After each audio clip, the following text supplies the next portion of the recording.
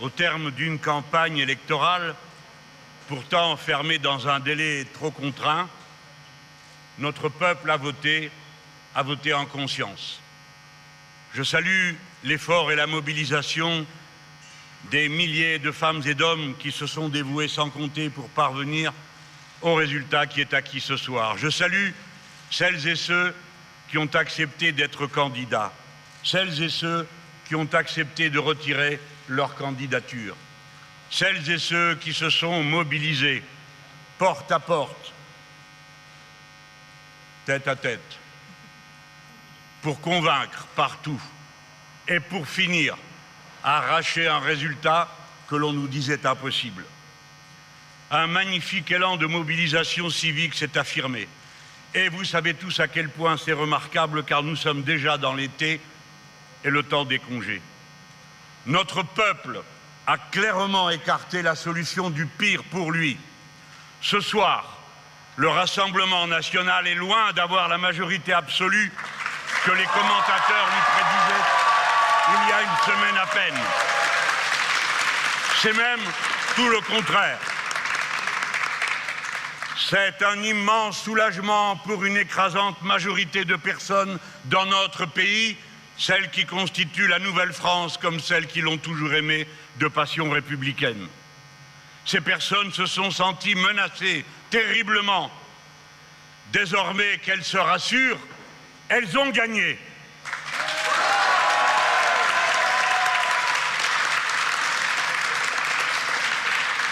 Avec ces bulletins de vote, une majorité a fait un autre choix pour le pays. La volonté du peuple doit être dorénavant strictement respectée. Dès lors, aucun subterfuge, arrangement ou combinaison ne serait acceptable. En effet, les leçons du vote sont sans appel. La défaite du président de la République et de sa coalition est clairement confirmée. Le président doit s'incliner et admettre cette défaite sans tenter de la contourner de quelque façon que ce soit. Le Premier ministre doit s'en aller. En effet, il n'a jamais reçu la confiance de l'Assemblée nationale. Il vient de diriger la campagne perdue par son camp et il a reçu un vote de défiance populaire massif. Le président a le pouvoir, le président a le devoir d'appeler le nouveau Front populaire à gouverner.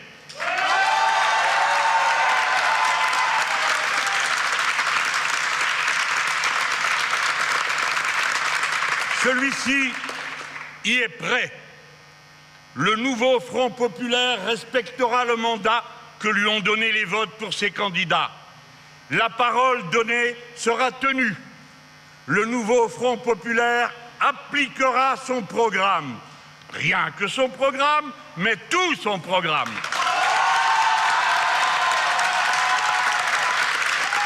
En effet, celui-ci forme un tout dont on ne peut dissocier ni les différentes parties, ni les recettes et les dépenses, ni le déroulement de l'entrée en vigueur des mesures qu'il contient.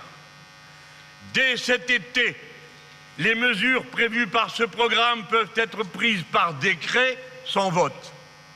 L'abrogation de la retraite à 64 ans,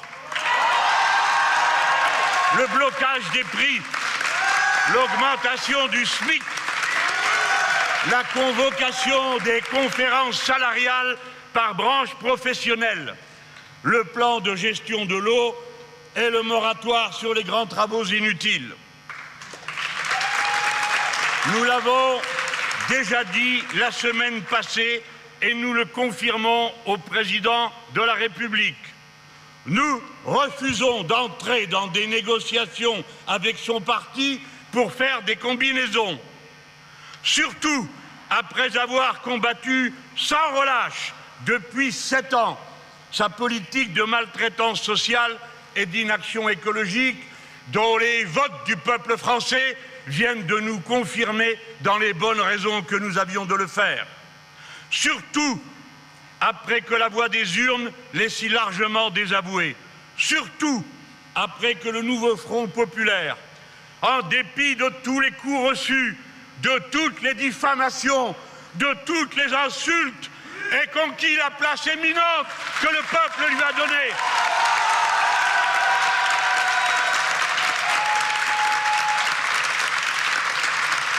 Désormais, les urnes ont tranché entre les deux projets radicalement opposés qui étaient en lice.